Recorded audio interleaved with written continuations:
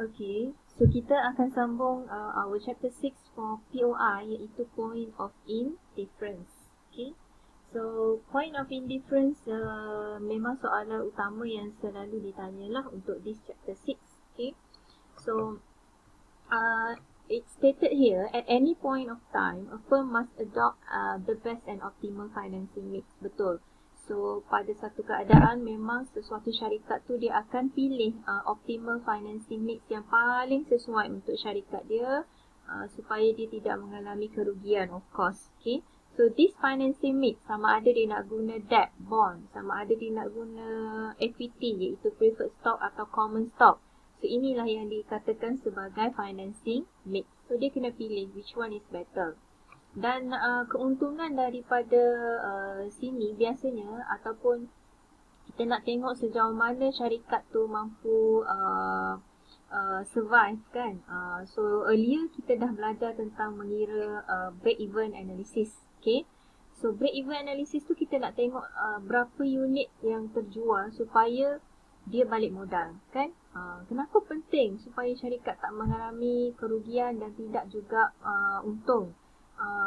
Kerana kita nakkan survival of the company. Kita nak tengok ada kadar berapa company tu mampu survive, masih lagi bertahan lah, walaupun dia tak mampu jual untuk mendapatkan profit. So just balik modal cost sahaja kan. So that's why kita calculate the break even.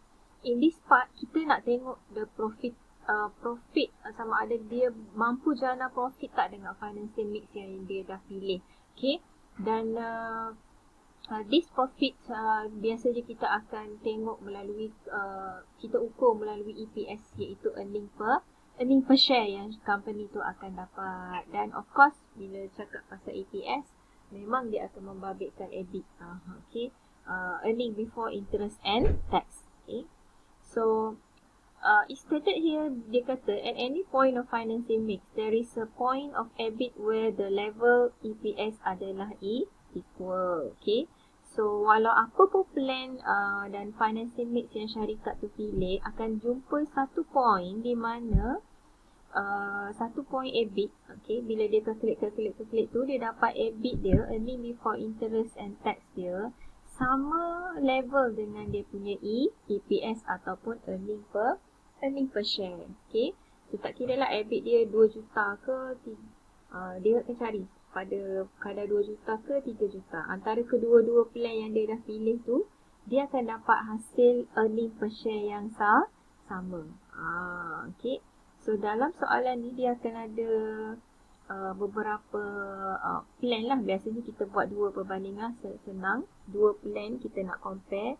So melibatkan persamaan linear.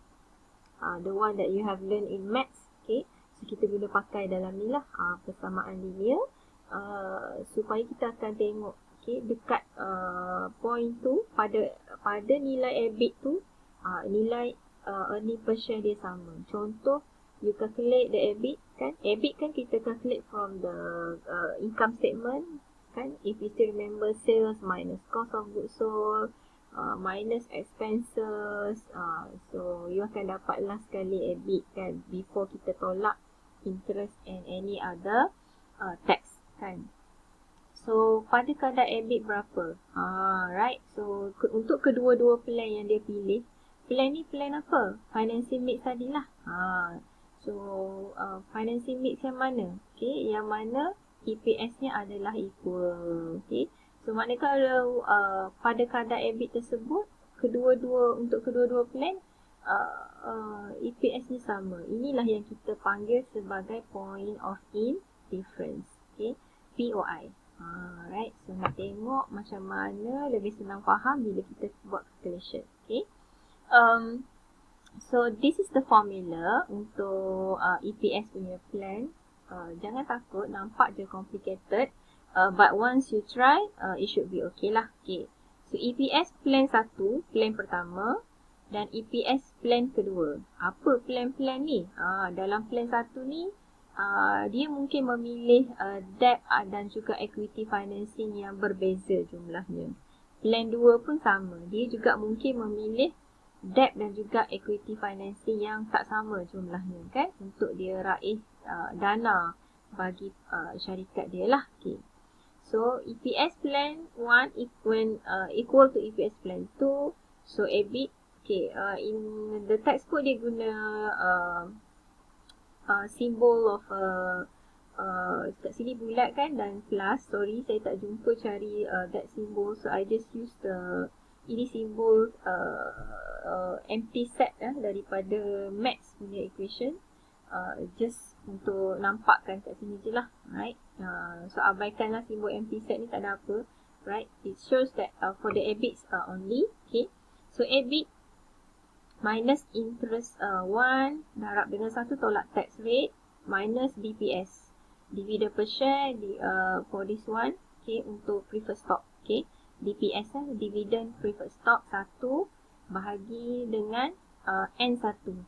N1 ni adalah jumlah common share atau common stock. Bila bercakap tentang jumlah, maksudnya berapa unit common stock okay, bukan RM, right? So semua nampak satu sebab ini untuk plan pertama, plan 1. Okay. Untuk plan kedua dia akan equal sama je. So kita akan buat persamaan serentak lah untuk kedua-dua ni. So EBIT tolak interest untuk plan kedua, darab dengan 1 tolak tax rate, tolak dengan dividend untuk preferred stock plan yang kedua, bahagi dengan jumlah common stock plan yang kedua. Okay. So EBIT tu sebenarnya kat sini menunjukkan POI of EBIT. Tapi kita tak tahu lagi berapa sebab kita tak kira lagi. Dia ni ibarat X lah. So we don't know yet. Kan X berapa kan. Okay. So I refers to annual interest charges untuk plan 1 atau 2. T refers to tax rate. Biasa diberi dalam soalan. Di DPS adalah annual preferred dividends. Kiranya ada. Kalau tak ada untuk soalan tu, kosong lah. Okay. N adalah number of common stock ataupun jumlah common share yang ada. Berapa unit. Okay. So this is the formula. So we are going to use this formula untuk dapatkan POI. Senang kita tengok example yang this one saya construct daripada you punya, saya ambil daripada you punya textbook Okay. So peserta berhad ada with the following capital structure. Dia ada beberapa jenis capital structure. Pertama, dia ada debt. Okay, which is debt adalah sebanyak 300,000 debt at 10%. Okay. Debt ni of course refers to bond lah. Okay. Dan kedua, dia ada struktur satu lagi, capital structure dia adalah common stock dengan 600,000 common stock nilai dia secara value 600,000, par value RM10 satu unit. Okay. So company ni dia merancang untuk raise another 300,000. So sekarang apa yang dia nak buat adalah dia nak tambah lagi sebanyak 300,000 untuk tahun depan supaya dia dapat finance projek dia, dapat biayai projek dia. So ini structure yang asal dia dah ada. Okay. Dia issue ini semua untuk dapatkan dana kan. So tahun depan dia nak tambah lagi dana sebanyak 300,000 okay, untuk finance another project lah for next year. So dia dah buat plan awal-awal. Satu adalah plan X, satu lagi adalah plan Y. Plan X dia, okay, dalam plan X dia nak issue 1,000 bond with of course the par value 1,000 with coupon rate of 12% per annum at par for the entire 300,000. So maknanya bond tu dia akan issue sebanyak this amount for 300,000, coupon rate 12%. Okay. Par value 1,000. Okay. Dan dalam plan Y pula dia akan issue common stock sebanyak RM25 satu unit. Including RM5 for underwriting and brokerage fee. So this one, RM5 ni adalah dia punya flotation cost. FC, ingat flotation cost. Okay. So nampak tak? Dalam plan X dia ada bond. Dan dalam plan Y dia ada common stock. Ada tak preferred stock dalam ni? Tidak ada kan? So berkemungkinan dalam ni DPS nya adalah kosong sebab tak ada, tidak melibatkan pengiraan untuk preferred stock ya, hanya ada debt iaitu bond dan juga common stock sahaja. Okay, so dia dah bagi dah, if the firm marginal tax rate is 30%, what is the POI? So this is where you have to calculate the POI. So macam mana nak jawab?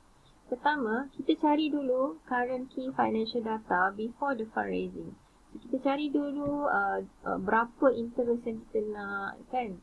Interest, berapa jumlah common stock yang ada sebelum dia raise the fund. Bila tu? Dekat sini. Plan yang asal dia. Capital structure yang asal.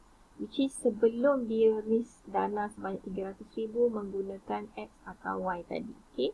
So, kita calculate yang ni dulu. Kita nak tahu kat sini interest berapa. Kita pun nak tahu jumlah common stock berapa. Kenapa? Sebab itulah yang kita akan masukkan dalam formula ni. Kan? Kalau tengok, ni, interest berapa dan N. N ni refers to jumlah common stock. Okay. So, kita calculate dua benda tu dulu. So, kita cari interest on debt iaitu interest on the bond. So, kita ambil value debt yang ada, yang dia bagi, darab dengan times dia punya, by K, debt, tengok by K, this is that typing error. So, 300,000 darab dengan 10%. Okay, 10%, which is, kalau tengok dalam soalan ni, dia dah bagi dah 300,000. So, kita darab dengan 10% rate dia, coupon rate dia. So, kita akan dapat interest yang dikeluarkan mungkin sebanyak 30,000 for this one. Okay, so kita calculate, kita dapat. Preferred stock, no, tidak ada, tidak melibatkan preferred stock dalam ni. Kalau kita baca soalan tadi pun, mungkin perasan tak wujud preferred stock. So, dia tak include preferred stock dalam financing mix dia kali ini. Okay. So, common stock. Common stock, kita nak tahu jumlah common stock berapa. So, kita ambil common stock value, bagi dengan par value dia. So, untuk ni, dia dah bagi awal-awal 600,000 common stock value bahagi dengan RM10. So, awak akan dapat 60,000 share yang ada. 60,000 share yang ada. Ini adalah sebelum, before the fundraising. Okay, kita kena calculate juga yang selepas fundraising, iaitu for the X dan Y, dan jumlah ni nanti kita akan tambah lah dekat X dan Y ni untuk kita kira POI. Kena tambah sebab ni yang sebelum dia raise dana. So kena tambah lah dengan after dia raise dana apa jadi. Okay, faham ya? Right. So untuk step kedua, kita kena calculate the financial data untuk setiap plan proposal X dan Y tadi. Untuk cost capital structure yang asal dalam step 1 kita dah kira. Okay, sebelum dia raise dana 300,000. So selepas dia raise dana apa jadi? So kita akan calculate this one. Okay. So I'll see you this one in the next video ya. Okay, untuk step 2.